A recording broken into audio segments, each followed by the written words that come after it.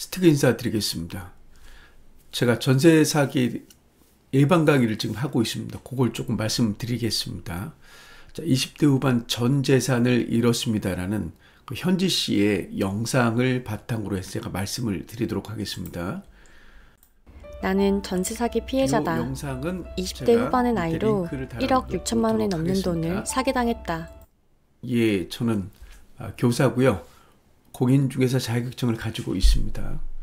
고등학교에서 교사를 근무하고 있고 유튜브는 한 8,900명 정도의 구독자를 가지고 있습니다.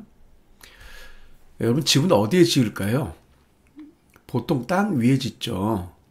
또 각 나라마다 나무 위에 지을 경우도 있고 물 위에 지을 경우도 있는데, 어차피 나무도 땅을 기반으로 하고 물도 바닥에 땅이잖아요. 그래서 땅에 짓는 거죠.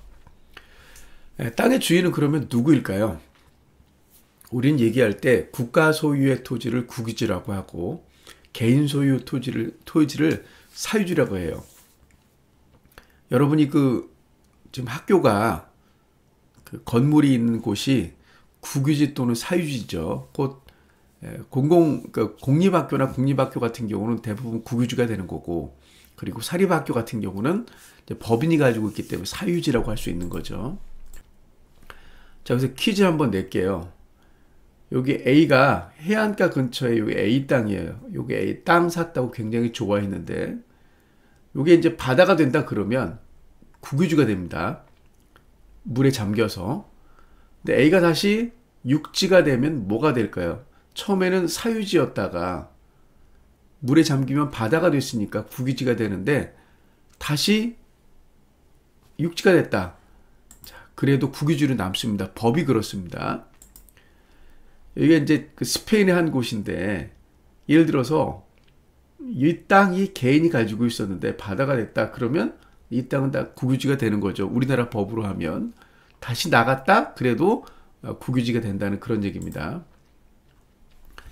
그러면 여러분 소유의 땅이 있나요?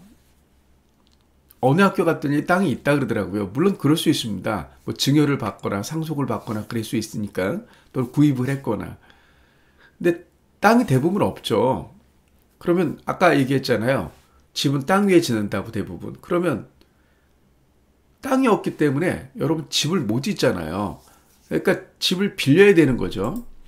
그러니까 땅도 빌리고 집도 빌리는데 빌려야 되기 때문에 빌리는 건 우리나라에 두 가지가 있는데 전세하고 월세가 있어요. 자, 이때 퀴즈 하나 낼게요. 집을 소유하고 빌려주는 사람을 뭐라고 할까요? 땡땡땡 임대인이라고 하죠. 반대로 집을 사용하고 그 대가로 임대료를 지불하는 사람을 임차인이라고 해요. 그러니까 여기서 빌리는 사람, 여러분은 임차인의 신분을 갖게 되는 거죠. 근데 전세란 뭐냐면 집을 빌리는데 목돈을 한꺼번에 주는 거예요. 예를 들어 1억이면 1억, 2억이면 2억 이렇게 한꺼번에 주는 거예요. 물론 그 전세금, 돈은 다시 돌려받습니다. 월세는 집을 빌리는데 매월 일정한 금액을 주는 거예요. 그러니까 아까 전세 같은 경우는 1억을 주고 2년 동안 살고 다시 받는데, 월세는 예를 들어 보증금 1,000만 원에 뭐 월 60만 원 이렇게 주는 겁니다. 그러니까 보증금이 낮은 거죠. 그리고 매월 나가는 돈, 한 60만 원 돈이 나간다는 거죠. 전세는 나가지 않는다는 거죠. 그 전세와 월세의 차이점은, 전세는 매월 주는 돈이 없고 월세는 있는 거죠. 여기에 하프 전세가 있어요. 전세인데 월세를 차용한 거죠. 그래서 전세하고 월세의 특징 같이 가지고 있는 게 반전세예요. 그러니까 목돈도 주고 그 다음에 매달 돈도 주고. 선생님, 그러면 반전세는 나쁜 거 아니에요? 그게 아니에요. 이게 무슨 말이냐면, 전세가 2억인데 내가 가지고 있는 돈이 2억을 못 만들잖아요. 그러면 3천밖에 없어요. 그럼 나머지 1억 7천에 대해서 월 내가 70만 원을 주겠다. 이게 월세가 되는 거고, 또 반전세란 뭐냐면 전세금 2억을 줘야 되는데 내가 가진 돈이 1억 5천밖에 없어요. 5천만이 없네요. 그러니까 이 5천만 원에 대한 이자를 주는 거죠. 15만 원. 이게 반전세라는 거예요. 현지 씨 강의를 보면 나는 포천에서 태어나고 자랐으며 그랬어요. 포천이 어디 있는 거냐면 경기도에 있죠. 여러분하고 그 대입을 해보면 나는 인천에서 태어나고 자랐으며 그래서 일자리를 찾아 서울에 왔다. 대부분의 전세 사기는 수도권에서 일어나요. 왜냐하면 서울, 인천, 경기 일자리를 보면 파란색이 일자리거든요. 서울 같은 경우는 일자리가 거의 뭐 600만 개 정도 되는데 원천지, 주소지인 사람은 350만 명밖에 안 되는 거예요. 그러니까 여기 나머지 부분들은 주소가 서울이 아닌 사람들이 더 많다는 얘기죠. 곧 일자리를 찾아서 나머지에서 온다는 얘기죠. 그래서 인천, 경기, 특히 경기 같은 경우도 일자리가 많은데 인천은 일자리가 별로 없는 거죠. 그러니까 일자리를 찾아 인천에서 학교를 졸업한 여러분도 아마 서울로 갈 확률이 높죠. 그럼 여기서 서울로 출퇴근하는 경우는 왕복 4시간을 잡는 거예요. 따라서 길에서 4시간을 허비하느니 나는 서울에 살겠다. 그러면 여러분이 집이 없기 때문에 집을 빌릴 수밖에 없는 거죠. 그게 전세나 월세가 된다는 거예요. 근데 암울한 건 지방은 더 심하다는 거죠. 그러니까 아까 현지 씨 같은 경우도 그래서 서울에 온 거죠. 현지 씨가 처음에 원룸에서 시작했어요. 이제 공인 중에서 권정규 님이 만든 PPT인데 요건 그냥 넘어갈게요.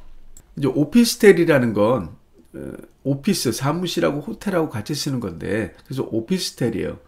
관리비나 전기료가 약간 비싼데 원룸 뭐냐면 방 하나, 화장실 하나 있는 걸 원룸이라 그래요. 그래서 단독주택, 공동주택 그 외에도 예를 들어서 아파트에 방이 하나 있고 화장실 하나 있다. 그리고 원룸이 되는 거예요. 그러니까 이 원룸이라는 건 주택법상 용어는 아닌 거예요.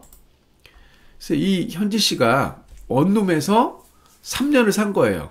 그래서 돈을 악착같이 모아서 이제 다시 한번 반복을 하면 아까 월세는 집을 빌리는데 매월 일정한 금액을 주는 거라 그랬죠. 그래서 그 다음에 이제 반전세로 간 거예요. 전세로 가기에는 돈이 좀 모자라니까 반전세는 반전세다, 절반이다. 그래서 목돈도 주고 매달 돈도 주는 게 반전세다. 그 다음에 이제 전셋집으로 간 거예요. 전셋집은 집을 빌리는데 목돈을 한꺼번에 주는 거죠. 자, 이래서 현지 씨 같은 경우는 달라진 점이 수입이 많아지고 또 월세가 안 나갔잖아요. 그래서 외식도 했고 친구 만남도 했고 연애도 했어요. 근데 되게 그 전세가 2년이 만료거든요. 근데 집주인이 전세금을 반환을 거부했죠. 이거를 2년이 되어서야 알게 된 거예요. 알고 봤더니 집주인이 167채나 소유하고 있었어요. 그래서 이제 전셋집이 압류당함을 그때 알게 된 거죠. 압류라는 건 그 민사소송법에서 집행기관, 법원에 의하여 채무자의 특정 재산에 대한 처분이 제한되는 강제 집행이에요. 그래서 못 팔게 하는 거예요. 압류를 딱 하면 거래가 안 되죠. 물론 거래는 할 수 있지만 그 위험 부담을 안고 누가 사겠어요? 이때 이제 채무자, 채권자 개념이 나오는데 이 채자가 비채자예요. 무자는 힘쓸 무. 그래서 채무자라는 건 특정인에게 일정한 빚을 갚아야 할 의무를 가진 사람이에요. 이게 채무자가 되는 거죠. 채권자는 이 권세권자죠. 그래서 특정인에게 일정한 빚을 받아낼 권리를 가진 사람이에요. 그래서 채권자, 세무자죠. 제가 은행에 돈을 빌리면 저는 채무자, 은행은 채권자가 되는 거죠. 근데 이거는 채권이에요. 말하자면 여기 힌트가 있어요. 특정인에게요. 제가 예를 들어서 A은행에 돈을 빌리면 A은행이 저에게 채권자지 B은행은 저에게 채권자가 아니거든요. 이게 바로 채권인데 나중에 이제 물권 개념할 때 나올 거예요. 경매로 넘어간 상태. 왜 경매로 들어가냐? 제가 은행에서 돈을 빌려서 이자를 못 갚거나 원금을 못 갚으면 은행이 경매를 통해서 그 집을 팔아서 저한테 빌려준 돈을 가져가는 게 경매예요. 그래서 여기 보면 여기 이제 미추홀구 숭례동에 있는 한 그 오피스텔인데 오죽했으면 전세 사기 보증금 반환하라고 이 베란다에 이렇게 써놨어요. 여기 사시는 분들 얼마나 안타깝겠어요. 제가 이제 드론으로 찍은 영상입니다. 이거는 실제 아까 그 세움 아파트가 경매가 이렇게 진행되고 있어요. 법원에서 8월 달에 2억 6,800으로 시작했는데 11월이 돼도 9,100만 원인데도 사가는 사람이 없는 거죠. 그래서 경매라는 건 주로 이제 법원이 그 개입을 하는데 채무자의 재산을 매각하는 절차가 경매인데 채무자가 채무를 이행하지 못했을 때 채권자가 법원에 경매를 신청하여 채무자의 재산을 강제로 매각하고 그 대금을 채무 변제에 사용하는 방식. 이게 뭐냐면 은행이에요. 이 사람은 은행이 돈을 못 갚으면 채무자가 경매를 법원에 신청하면 법원이 소유자의 그 말도 안 들어보고 그냥 물론 말은 들어보죠. 근데 법 절차에 따라서 팔아서 차액을 채권자인 은행한테 주는 거죠. 매각 대금. 그래서 배당이랑 경매 매각 대금으로 채권자에게 돈을 나눠주는 걸 배당이라 그래요. 근데 나는 돈을 거의 한 푼도 못 받고 쫓겨나는 상태이다. 이게 왜 쫓겨날까? 이게 이제 중요합니다. 현지 씨가. 선순위 근저당이 많이 잡혀 있는 거예요. 근저당이 뭐냐면 채권자가 은행이 저 같은 경우 그 스티그의 특정 재산에 대해 설정하는 담보권의 일종으로 근저당이 설정되면 채무자가 채무를 이행하지 않을 경우 채권자가 해당 재산을 처분하여 채권을 회수할 수 있는 권리예요. 엄청난 권리인 거예요. 가령 내가 아파트를 샀어요. 방 33평을 방 4칸짜리를 샀는데 사실 이 중에서 대부분 사람들이 방 한 2칸 정도는 은행 거죠. 근데 이자를 못 받거나 원금을 못 갚아요. 그러면 은행이 강제적으로 법원에 신청을 해서 법원이 이 아파트를 팔아서 방 2개에 해당하는 금액을 가져가는 거죠. 그 가져가는 권리가 바로 근저당이에요. 근저당을 설정하는 거죠. 여기서 이제 물권이 좀 나오는데 아까 이제 그 근저당은 저당권이에요. 그래서 점유권, 소유권, 지상권, 지역권, 전세권, 질권, 저당권, 유치권 이러는데 이 저당권 같은 경우는 물권이기 때문에 아까 채권자, 채무자인 그 채권보다는 더 강력합니다. 저당권, 물권이 더 우선해요. 물권과 채권인데 물권과 물권은 먼저 성립하는 것이 우선이에요. 그리고 물권과 채권은 언제나 물권이 우선하는 거예요. 그래서 근저당은 물권이고 그리고 전세계약은 채권인데 일명 이제 그 채권적 전세예요. 그러니까 현지 씨 같은 경우는 근저당이 현지 씨의 전세보다 앞선다는 거죠. 물론 이제 그 확정일자를 받으면 이게 물권화해서 물권 유사하지만 어쨌든 선순위라는 건 그 앞에 있던 거예요. 순위가 물권인 근저당이 많이 잡혀 있어 채권인 전세금을 받을 수 있는 방법이 없는 거예요. 앞서기 때문에. 그래서 현지 씨가 1억 6,150만 원을 날리게 된 거죠. 10년 가까운 청춘을 바친 그 돈이었고요. 숨을 쉬지 못할 정도였다고 해요. 누가 위험한 물건 들어가래. 이게 굉장히 좀 마음이 아프죠. 그래서 위험한 물건은 선순위 근저당에 설정된 집이고 신탁등기가 되어 있는 집이에요. 신탁등기라는 건 집 소유자가 돈이 필요해서 신탁회사에게 맡긴 거죠. 소유권을 넘어간 거예요, 사실은. 근데 형식상으로는 이제 소유인이 되어 있지만 또 임대인의 국세, 지방세, 미납도 문제가 되고 허그 보증이 되지 않는 집은 더 문제가 되고 또 전세 기간 중에 집이 매매된 경우는 정말 이것도 노숙자 이름으로 바꿔서 그런 경우도 있어요. 다 이게 위험한 물건이죠. 근데 이거보다 더 중요한 게 있어요. 물론 여기 이제 하나 더 추가하면 위험한 전세 물건 추가가 집값보다 전세 보증금이나 대출금이 더 많은 거를 우리는 땡땡 전셋집이라고 해요. 이게 이제 깡통 전세인데 그것보다 제일 중요한 건 믿을 만한 사람을 만나는 거예요. 이게 이제 공인중개사인데 믿을 만한 공인중개사를 만나는 거예요. 이제 그러면 어떻게 해야 되나? 이제 중개사무소에 들어가면 대표 공인중개사를 만날 거예요. 그리고 소속 공인중개사도 만날 수 있고 중개보조원도 만날 수 있어요. 근데 이 중개보조원은 중개가 불가능해요. 근데 대부분의 전세 사기는 이런 공인중개사보다는 중개보조원들이 하는 경우가 많았어요.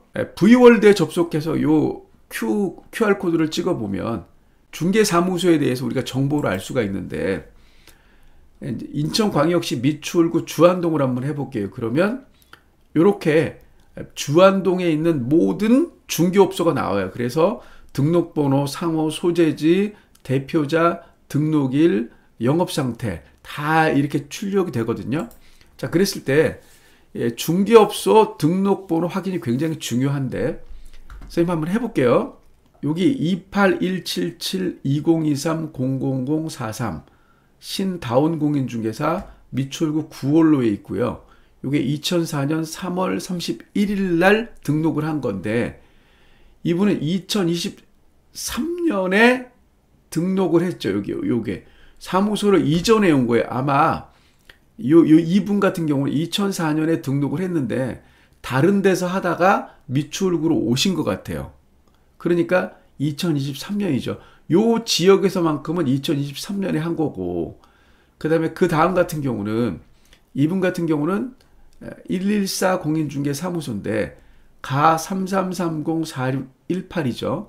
또 2001년 11월 16일인데 이분 같은 경우는 2001년도에 등록을 해서 계속 그 자리에서 하고 있을 확률이 높죠. 그러니까 표기 방식이 두 가지가 있어요. 그러니까 이분 같은 경우는 한 자리에서 굉장히 오래 한 분입니다. 그러니까 한 자리에서 오래 했다는 건 그만큼 신뢰할 수 있다는 거죠. 물론 이분도 2004년부터 시작했기 때문에 이 자리는 아니지만 뭐 20여 년간 해왔기 때문에 믿을 수 있다는 얘기고, 그 다음에 이 부분 보면 여기는 이제 2016이죠. 인성공인중개사 사무소 미출구 경인로 주안동에 있는데 이분 같은 경우는 16년부터 요 가 3330 요렇게 그 등록번호가 이렇게 바뀐 거예요. 그러니까 요분도 한 자리에서 지금 한 8년 이상 해오고 있는 거고, 또 부동산 판 공인중개사 같은 경우는 2018년에 개업을 했는데 2022년이 써 있잖아요. 여기 보면 이게 무슨 말이냐면 이것도 이분 같은 경우도 다른 데서 옮겨왔거나 아니면 폐업했다가 다시 할 수 있는 거예요. 요 등록번호는 그래서 그 등록 일자하고 특히 요 등록번호를 보시면 그 자리에서 22년도에 개업을 했구나, 16년도에 개업을 했구나, 16년도 이전에 개업을 했구나, 또는 23년도에 개업을 했구나를 알 수 있어요. 그래서 이 등록번호만 봐도 그 중개사무소가 언제부터 있었는지 조금 알 수 있을 것 같습니다. 이게 왜 중요하냐면 그만큼 오래 했다는 건 일단은 전세 사기에 가담하지 않았다는 거잖아요. 공인중개사와 이제 중개보조를 좀 볼 텐데, 지금 그 부동산 판 더샵 부평점 공인중개사 사무소를 보면 대표자가 최명자라고 돼 있고 22년에 개업을 했어요. 근데 등록일자가 18년 8월 13일이기 때문에 다른 데서 옮겨온 거죠. 그래서 22년에 부평구로 온 거예요. 요 28237이 부평구예요. 근데 여기 보면 이분이 대표 공인중개사고, 그 다음에 여기 보면 공인중개사 유정조 그런데 이분은 소속 공인중개사고, 중개보조원 김혜진이라고 있어요. 그러니까 이 중개보조원 같은 경우는 공인중개사 자격증이 없는 분이에요. 그러니까 이분이 아니라 이런 분이 전세를 계약했거나 또는 전세 사기에 가담한 경우가 좀 많았다, 이런 얘기입니다. 그래서 그 계약을 할 때 당사자가 꼭 대표인지 또는 공인중개사인지 살펴보시고 중개보조원이라면 좀 의심해 볼 수밖에 없다, 이런 얘기가 되겠습니다. 멍청해서 당했다. 그래서 전세당한 사람들은 멍청해서 당한 거니 지 잘못이다, 이렇게 얘기했대요. 근데 부동산 교육의 부재고 자본주의 시스템을 잘 몰랐기 때문이에요. 또 작정하고 속이면 누구나 당할 수 있는 거예요. 그래서 제가 여러분들한테 이렇게 교육을 하고 있는 겁니다. 안 좋은 생각까지 할 때도 있었대요. 그래서 실제로 자살을 했거나 대부분 2030 세대였죠. 이렇게 안 좋게 되신 분들이 전세 계약서를 쓸 당시 건물에 근저당이 잡혀 있어서 현지 씨도 근저당에 잡힌 집인지 알았어요. 그래갖고 공인중개사한테 이제 물어봤죠. 그랬더니 이거 근저당 잡혀 있는데 괜찮은가요? 공인중개사가 건물 전체에 대한 근저당이 다 괜찮다. 중개사 말만 믿고 계약한 거죠. 근데 실제는 호수별로 잡혀 있는 근저당이었죠. 그 위에 공인중개사 잠적한 거죠. 무슨 말이냐면 집값이 총 3억이에요. 그러면 하나, 둘, 셋, 6개니까 18억이니까 공인중개사는 뭐냐면 전세가 18억인데 전세가 2억밖에 안 된다. 이 전체의 2억이다. 이 전체의 2억이다. 그런데 실제는 각각마다 2억이 잡혀 있는 거죠. 각각마다. 그렇게 따지면 한 집마다 전세가 2억이라 그러면 4억에 6개, 4, 6, 24억입니다. 그러니까 총 매매가 18억보다 24억이 더 많죠. 전세하고 근저당 포함한 게. 그러니까 실제는 호수별로 잡혀 있었다. 전체가 아니라. 전세상에 당했다고 말하면 바보 취급 당했다 그래요.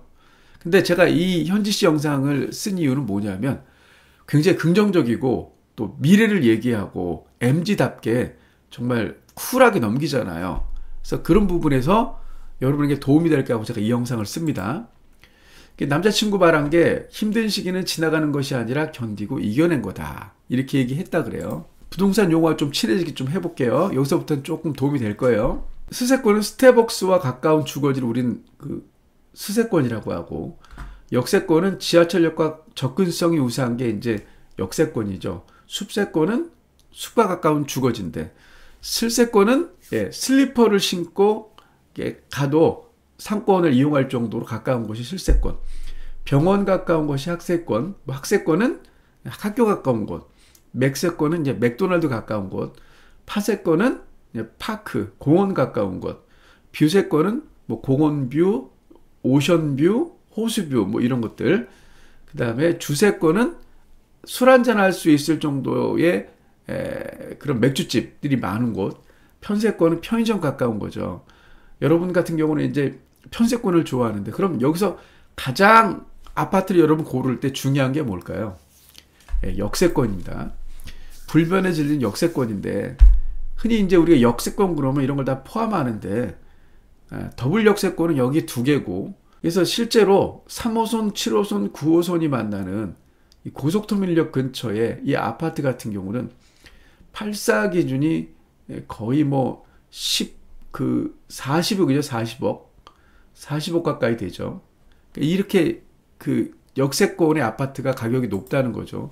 인천 같은 경우도 인천 1호선하고 향후 GTX B가 출발하는 이 송도 309 아파트가 가장 세죠. 예전에 한 퍼팍 시리즈가 한 15억까지 갔다가 지금 그렇게 안 가지만 인천에서는 가장 비싼 곳이 309가 되겠죠. 부평구에서는 이 상곡역 근처가 핫플레이스인데, 여기 백마장이라 해서 청천동, 상곡동 일대가 굉장히 부평에서 집값이 쌌죠. 부평역에서 멀어지기 때문에. 근데 지금은 여기가 가장 핫한 곳이 됐죠. 그게 바로 이 7호선 역이 들어와서죠. 불변의 진리 역세권인데 언젠가는 지하철은 연장이 됩니다. 그래서 지금 검단 같은 경우도 103역까지 연장이 되는데 향후 분명히 이쪽까지 연장이 될 거라고 저는 생각을 해요. 그래서 어디에 집을 사느냐, 이렇게 연장이 가능한 곳에 어떤 액션을 취하는 게 낫다, 이렇게 말씀을 드리겠습니다. 올해 35회 합격자 연령별 통계인데요. 10대가 무려 5명이나 있습니다. 5명. 그리고 80대는 1명이죠. 대부분 3, 4, 50대예요. 그중에 제일 많은 게 이제 40대인데, 아무래도 이제 직업 선택 그리고 노후 대비를 위해서 공인중개사 자격증을 취득하려고 하는데, 저는 이 5명에 주목해 봤어요. 얘네들 수능을 봐야 될 텐데 이 5명이 어떻게 합격을 했을까? 제가 보기에는 앞서간다고 볼 수 있어요. 그래서 여러분 중에 혹시 관심 있는 사람들은, 공인중개사는 1년에 한 번이고 60점 이상 절대평가고 단 40점 이하를 받으면 과락이죠. 그래서 1차는 부동산 학개론, 민법이 있고요. 2차 과목은 중개사법, 공법, 공시법, 세법이 있어요. 이 중에서 나 법하고 좀 친하다, 암기도 자신이 있고 사고력도 내가 좀 있다, 그러면 공인중개사 자격증을 한번 도전하는 게 어떨까, 제가 말씀을 드리겠습니다.